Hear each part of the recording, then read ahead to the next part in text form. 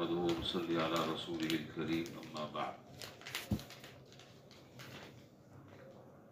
عن أنس بن مالك رضي الله تعالى عنه قال جاء رجل إلى رسول الله صلى الله عليه وسلم فقال يا رسول الله متى الساعة؟ قال وما أعددت للساعة؟ قال حب الله ورسوله. قال فإنك مع من أحببت. قال أنس رضي الله تعالى عنه فما فرحنا بعد الإسلام فرحا أشد من قول النبي صلى الله عليه وسلم فإنك مع من أحببت. قال أنس رضي الله تعالى عنه فأنا أحب الله ورسوله وأبا بكر وعمر فأرجو أن أكون معهم وإن لم أعمل بأعمالهم. حضرت انس بن مالک رضی اللہ تعالیٰ عنہ سے یہ روایت ہے، فرماتے ہیں کہ ایک مرتبہ ایک آدمی بارگاہ رسالت میں حاضر ہوئے اور انہوں نے آ کر عرض کیا کہ اللہ کے رسول قیامت کب آئے گی؟ تو آپ علیہ السلام نے اس سے پوچھا کہ یہ جو قیامت کے بارے میں تم پوچھ رہے ہو کہ کب آئے گی، اس کے لیے کیا تیاری کر رکھی ہے؟ انہوں نے کہا کہ اللہ اور اس کے رسول کی بس محبت ہے.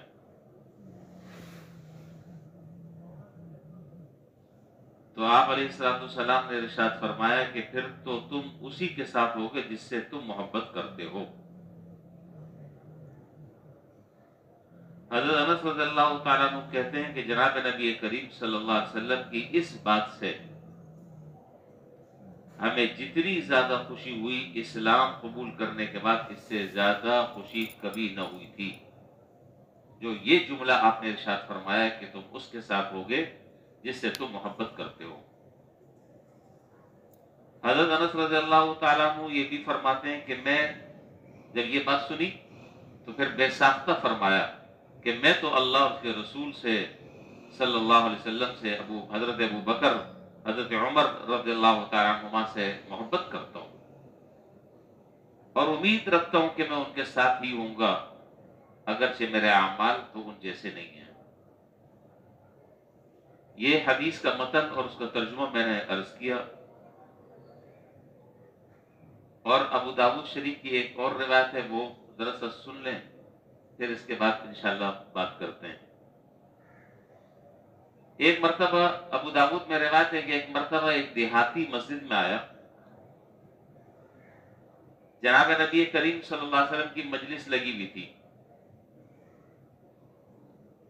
یہ جو دیہاتی تھے ان کا نام حافظ ابن حجر اسقلانی رحمۃ اللہ علیہ فرماتے ہیں کہ ذوالخویصرہ یمانی ان کا نام تھا.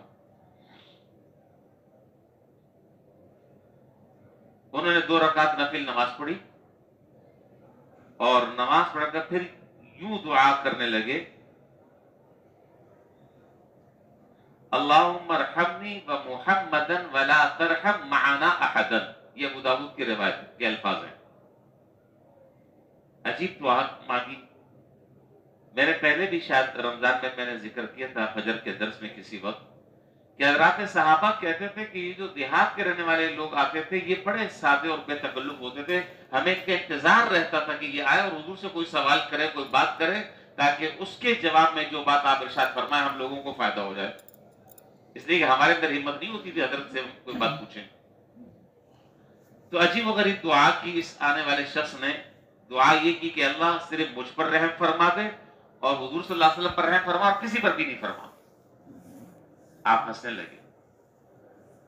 تو ابو داؤد کے الفاظ ہیں، آپ نے فرمایا کہ لقد تحجرت واسعا، اے بندے خدا تو نے تو اللہ کی وسیع رحمت کو تنگ کر دیا. یہ کیا بات ہوئی کہ مجھ پر رحم فرما اور حضور صلی اللہ علیہ وسلم پر رحم فرما اور کسی پر رحم نہیں فرما؟ تو کیا اللہ تعالیٰ کا رحم جو وہ 2 آدمی کے پر جب پڑے گا تو بس ختم ہو جائے گا؟ تو آپ نے فرمایا کہ تو نے تو اللہ کی وسیع رحمت کو محدود کر دیا. یہ وہی صاحب ہیں کہ جنہوں نے، جن کا میں نے ابھی نام عرض کیا، ذوالخویسرہ یمانی، یہ وہی صاحب ہیں کہ جنہوں نے مسجد نبوی میں پیشاب کر دیا تھا. سنا نا آپ نے حدیث میں واقعہ. تو صحابہ جو ہے وہ اٹھے اور اس کی طرف لپکے. آپ نے فرمایا کہ نہیں نہیں، بالکل نہیں، چھوڑ دو، کرنے دو اس کو آرام سے. جب اس نے پیشاب کر لیا، فارغ ہو گیا، تو آپ نے صحابہ سے کہا کہ اب پانی کے ڈول ڈالو اور ڈال کر مسجد کو پاک کر دو. پھر اس کو علیحدگی سے آپ نے بلایا اور بلا کر اس کو بڑے پیار سے اور بڑی شفقت سے، بڑی محبت سے آپ نے سمجھایا کہ دیکھو بھائی، مسجد جو ہے وہ ان کاموں کے لیے نہیں ہوتی، وہ تو اللہ کے ذکر کرنے کے لیے ہوتی ہے، عبادت کرنے کے لیے ہوتی ہے، اچھے کام کرنے کے لیے ہوتی ہے. کیا حضور کے یہ انداز تھا سمجھانے کا، اس کے دل پر کیسی حضور کی تعلیم نقش ہوئی ہوگی، اس کا ہم اور آپ تصور نہیں کر سکتے. یہاں پر کوئی بچہ اگر نماز کے دوران ذرا سا شور شرابہ کر لے تو ہم جو ہے اس کی ٹانگیں چیرنے کے لیے تیار ہوتے ہیں. تو اس کا معنی یہ ہے کہ العیاذ باللہ ہم حضور سے زیادہ مصلح ہیں. پیشاب کر رہا ہے مسجد نبوی میں، وہ مسجد نبوی کہ جس میں ایک نماز پڑھنے کا ثواب کتنا؟ 50,000 نمازوں کے ثواب کے برابر. یہ ہے ادعو الی ربک بالحکمہ والموعظۃ الحسنہ وجادلہم باللتی ہی احسن. احسن طریقے سے دوسروں کو دعوت دو. بہرحال ہم لوگوں کے لیے اس میں بڑا سبق ہے، اور خاص طور پر وہ بیچارے جو ذرا سا بوڑھے ہیں پرانے زمانے کے، ان کے لیے تو بہت ہی زیادہ سبق ہے کہ وہ ذرا سا کسی آدمی نے چپل رکھ دی، کسی نے کچھ کر لیا، او ہو، پھر تو ایک آسمان سر پر اٹھا لیا. بھائی کیا ہوا؟ چلو کرنے دو، بعد میں اس کو پیار سے سمجھا دینا، محبت سے سمجھا دینا کہ نہیں ایسا نہیں کرنا چاہیے آپ کو. لیکن ہمارا سمجھانے کا انداز بھی ایسا ہوتا ہے جیسے ہتھوڑے برسانا. وہ انداز جو ہے اس میں خرخواہی کا عنصر نہیں ہوتا، اس میں آرڈر کا انداز ہوتا ہے. اور جب آپ آرڈر کا انداز آپ کریں گے، اختیار کریں گے، تو سامنے والا جو ہے وہ اس پر عمل نہیں کرے گا. وہ کہے گا جاؤ، تو کون ہوتا ہے؟ پھر معاملہ تو تڑاپ تک آ جائے گا. پیار، محبت، شفقت، ہمدردی، خیرخواہی، دل سوزی. خیر، تو یہ جو صاحب تھے، یہ وہی صاحب تھے. کہنے کو تو وہ ایک دیہات کے رہنے والے تھے، ایک سادہ مزاج آدمی تھے، لیکن جناب نبی یہ جو میں نے ابھی حدیث پڑھی کہ جس میں ایک صاحب آیا اور انہوں نے حضور سے پوچھا کہ یہ قیامت کب آئے گی، ابھی جو میں نے حدیث پڑھی، یہی صاحب تھے جن کا میں ابھی تعارف آپ کو کرا رہا ہوں مختلف واقعات کے ذریعے. تو آپ اندازہ لگائیں کہ قربان جائے آدمی اس شخص پر، قربان جائے. اور میں تو کہتا ہوں کہ اللہ تعالیٰ اس آدمی کی اور اس دیہاتی کی قبر پر اللہ کروڑوں رحمتیں نازل فرمائے. اگر یہ سوال نہ کرتے تو حضور وہ جواب نہ دیتے جو آج امت کا ایک سہارا ہے. آج جو امت کا ایک سہارا ہے، وہ سہارا کیا ہے؟ اللہ اور اس کے رسول کی محبت، اور کچھ نہیں. اگر یہ سوال نہ ہوتا تو یہ جواب بھی نہ ملتا، اور یہ جواب نہ ملتا تو ہم کہاں مارے پھر رہے ہوتے، کیا ہوتا ہمارے ہاتھ میں. تو سوال کیا اور جواب بہرحال دے دیا. تو یہ جو سوال جواب ہوا، ایسا بظاہر لگتا ہے کہ جناب نبی کریم صلی اللہ علیہ وسلم اللہ تعالیٰ کے جمال اور اس کی صفت رحمت کے آثار کا غلبہ تھا، اور دریا رحمت جو ہے وہ اس وقت جوش پر تھا. چنانچہ اس نے پوچھا کہ جی قیامت کب ہوگی؟ آپ نے کہا کہ تم نے کیا تیاری کر رکھی ہے؟ اس نے کہا کہ مجھے تو اللہ اور اس کے رسول سے محبت ہے. یہاں میں ضمناً یہ بات بھی بتا دوں کہ صرف اللہ اور اس کے رسول سے زبانی محبت کافی نہیں ہے. یہ بات ذہن میں رہے، یہ میں بہت بڑے سوال کا جواب دینے لگا ہوں. اگر اللہ اور اس کے رسول سے صرف محبت کافی ہوتی، جس میں عمل کچھ نہ ہوتا، تو حضرت ابو طالب کے لیے یہ محبت بہت کافی اور شافی ہوتی. لیکن آپ جانتے ہیں کہ صرف زبانی خالی خولی محبت کافی نہیں، جب تک کہ حضور کی اس محبت کے ساتھ اتباع نہ کی جائے، آپ کی تقلید نہ کی جائے. تو معلوم یہ ہوا کہ انسان دنیا میں جس سے بھی محبت کرتا ہے، آپ نے فرمایا المرء مع من احب فإنك مع من احببت. دیکھو یہ بات یاد رکھو، تم جس کے ساتھ محبت کرتے ہو، کل قیامت کے دن تم اس کے ساتھ ہوگے. اب یہ ہر انسان کی مرضی ہے کہ وہ اپنی محبت کے لیے کس کا انتخاب کرتا ہے. ہر شخص کی پسند جدا ہوتی ہے،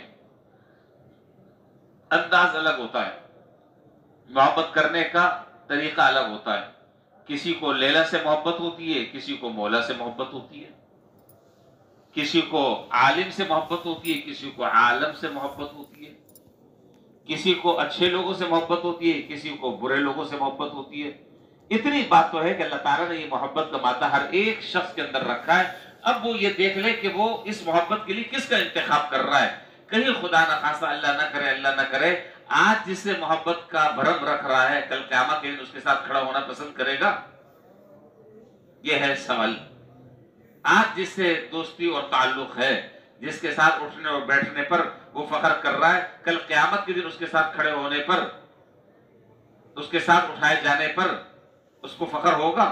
کہیں خدا نہ خاصہ اللہ نہ کرے شرمندگی تو نہیں ہوگی، رسوائی تو نہیں ہوگی؟ اس لیے اس کا انتخاب جو ہے وہ کر لینا چاہیے دنیا میں کہ میں کن لوگوں کے ساتھ محبت کر رہا ہوں. اللہ تعالیٰ کے نیک بندوں کے ساتھ محبت کر رہا ہوں، یا فاسق اور فاجر اور جو ایمان سے خارج ہیں، دہریہ ہیں، یا جن کو اللہ تعالیٰ نے ایمان کی دولت نہیں دی ہے، جو دین کے، اللہ کے رسول کے، قرآن کے دشمن ہیں، ان سے میں محبت کر رہا ہوں. تو یہ فیصلہ ہر آدمی کو خود سے کر لینا چاہیے. اس لیے کہ اللہ تبارک و تعالیٰ نے اچھا یہ جو محبت ہوتی ہے اور کسی انسان کی صحبت میں جب آدمی رہتا ہے، لا محالہ اس صحبت کا انسان کے اوپر اثر پڑتا ہے. اسی لیے فارسی میں یہ کہا گیا ہے کہ صحبت صالح ترا صالح کنن و صحبت طالح ترا طالح کنن، کہ نیک آدمی کی صحبت کا اثر بھی اس آدمی پر پڑتا ہے اور برے آدمی کی صحبت کا اثر بھی اس کے اخلاق اور اعمال اور ایمان اور عقیدے پر پڑتا ہے. یہ ہوائی باتیں نہیں ہیں. اور عجیب بات یہ ہے، یہ تو میں بہت آگے کی میں باتیں کر رہا ہوں، میں بہت اس سے قریب تر کی میں بات دراصل سمجھانا چاہتا ہوں. صحبت کا اثر تو بہت بات کی بات ہے، انسان کی ذات پر اس کے نام کا اثر بھی پڑتا ہے. حالانکہ اگر دیکھا جائے تو نام سے اس کی شخصیت سے کیا تعلق، لیکن نام کا اثر اس مسمہ پر، اسم کا اثر مسمہ پر پڑتا ہے. چنانچہ حافظ ابن حجر اسقلانی رحمۃ اللہ علیہ جو بخاری شریف کے شارح ہیں، جن کی مشہور کتاب بخاری کی شرح فتح الباری، اس میں حافظ ابن حجر رحمۃ اللہ علیہ نے لکھا ہے کہ عجیب اتفاق ہے کہ جناب نبی کریم صلی اللہ علیہ وسلم کے 2 چچا ایسے تھے جن کے نام مشرکانہ تھے. یہ نقطے کی بات میں بتا رہا ہوں. 2 چچا حضور کے ایسے تھے کہ جن کے نام مشرکانہ تھے. ابو طالب کا نام تھا عبد شمس اور ابو لہب کا نام تھا عبد العزہ. عجیب اتفاق ہے، ان دونوں کو اسلام کی توفیق نہیں ہوئی، دونوں کو اسلام کی توفیق نہیں ہوئی. اور جن 2 چچاؤں کا نام اسلام، مسلمانوں والا اچھا نام، اللہ تعالیٰ نے دونوں کو اسلام کی توفیق عطا فرما دی. حضرت حمزہ رضی اللہ تعالیٰ عنہ، حضرت عباس رضی اللہ تعالیٰ عنہ، دونوں کو اللہ نے اسلام کی توفیق دی.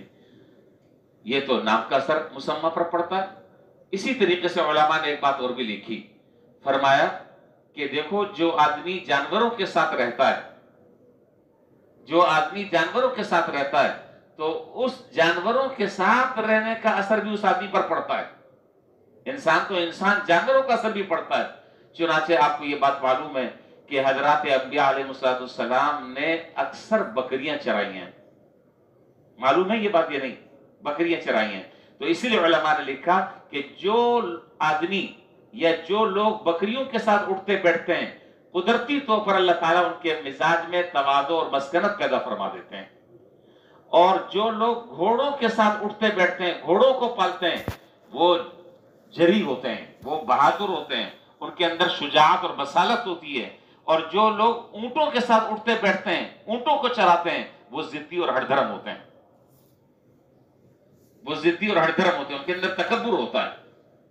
تو جب جانوروں کے ساتھ رہنے تک کا اثر انسان کے اوپر پڑ رہا ہے، ناموں کا اثر اس کے اوپر پڑ رہا ہے، تو پھر انسان کی صحبت اگر اختیار کرتا ہے تو اچھے انسان کی صحبت اختیار کرے گا، اس کے اثرات اس کے اندر منتقل ہوں گے. برے آدمی کی صحبت اختیار کرے گا، ان کے ساتھ دوستی اور تعلق رکھے گا، اس کے اثرات بھی اس کے اخلاق پر، اس کے ایمان پر، اس کے عقیدے پر، اس کی فکر پر، اس کے سوچ پر لا محالہ مرتب ہوں گے۔ اور جناب نبی کریم صلی اللہ علیہ وسلم، میں کل کی بھی کسر نکال رہا ہوں، کل درس نہیں ہوتا نا، آپ پریشان نہ ہو، بس آخری بات کر کر بات ختم کر رہا ہوں۔ تو جناب نبی کریم صلی اللہ علیہ وسلم نے ایک بہت خوبصورت مثال دی، اور مثالوں کے ذریعے آپ نے بڑی بڑی حقیقتوں کو سمجھا دیا ہم جیسے نابلد لوگوں کو۔ فرمایا کہ نیک آدمی کی مثال ایسی ہے جیسے کہ عطار کی دکان۔ کس کی؟ عطار، عطر فروش کی دکان۔ اگر آپ اس کی دکان میں گئے، عطار کی دکان میں، اور آپ کی اس کے ساتھ کوئی الیک سلیک ہے، تو ہو سکتا ہے کہ وہ تھوڑا بہت ہدیہ آپ کو دے دے گا، بچا کچا شیشی میں جو لگا ہوا ہے، یا لگا دے گا کم سے کم، چلو بھائی آئے ہو تو یہ لو لگا لو، پورا جسم آپ کا مہک جائے گا، خوشبو کپڑوں سے مہک جائیں گے۔ اور اگر اتنا بھی نہیں ہوا کہ نہ اس نے عطر لگائی، نہ اس نے آپ کو کوئی گفٹ دیا، لیکن جب آپ اس عطار کی دکان سے نکلیں گے تو خود بخود آپ کے کپڑے مہک رہے ہوں گے۔ فرمایا کہ نیک آدمی کی صحبت کی مثال یہ ہے، اور برے آدمی، یہ حدیث میں مثال بیان کی ہے، اور برے آدمی کی صحبت کی مثال یہ ہے جیسے کہ بھٹی والا ہوتا ہے جو کوئلہ جلاتا ہے، اگر آپ اس کی دکان میں گئے تو اس بات کا بھی خطرہ ہے کہ وہ کوئلہ جب جل رہا ہے تو کہیں کوئی چنگاری آ کر آپ کے کپڑوں کو جلا نہ دے، اور اگر آپ نے بہت زیادہ سمیٹ لیا اپنے کپڑوں کو اور اس چنگاری سے بچا لیا تو کم سے کم کپڑے اور ہاتھ اور منہ تو کالا ہو ہی جائے گا اس کے۔ بچوں کے ایمان کی یہ مثال ہے، کن لوگوں کے ساتھ ان کو اٹھنا بیٹھنا ہے، کن لوگوں کے ساتھ ان کی یاری دوستی ہے، کن لوگوں کے ساتھ ان کے تعلقات ہیں، کن کے ساتھ یہ اٹھتے بیٹھتے ہیں۔ خدا نہ خاصہ، اللہ نہ کرے اگر دوستی میں انتخاب غلط ہوا تو پھر آگے چل کر معاملہ بہت خطرناک ہوگا۔ یہ معاملہ معمولی نہیں ہے۔ جن اداروں میں بچے ہمارے پڑھ رہے ہیں، وہاں ان کو جو سکھایا جا رہا ہے، یہ ایک لمبا موضوع ہے، میں اس کی طرف نہیں جا رہا۔ خلاصہ یہی ہے کہ بھائی اپنے نسل کے ایمان کی حفاظت کریں، اور انہیں برے لوگوں کی صحبت سے، بری سوسائٹی سے، برے ماحول سے ان کو بچا کر اچھے اور نیک لوگوں کی صحبت اختیار کرنے کی تلقین کریں، اس کی فکر کریں اور اس کے اوپر نظر رکھیں، اس لیے کہ اگر اللہ اور اس کے رسول سے محبت کرنے والے علماء اور نیک صالحین کے ساتھ اگر وہ اٹھتے بیٹھتے ہیں تو اللہ نے چاہا انشاءاللہ اس کے اثرات ان کی زندگی پر لا محالہ مرتب ہوں گے۔ اور اگر برے لوگوں کے ساتھ وہ اٹھ بیٹھ رہے ہیں، ان کی یاری دوستی ہے، تو پھر خطرہ اس بات کا ہے کہ کہیں خدا نخواستہ اللہ نہ کرے پتہ بھی نہ چلے اور ایمان جو ہے وہ ہاتھ سے رخصت ہو جائے۔ اللہ تبارک و تعالیٰ ان چیزوں کی ہم سب کو فکر کرنے کی توفیق عطا فرمائے، اور نیک اللہ والوں کی اللہ ہمیں صحبت اختیار کرنے کی توفیق نصیب فرمائے۔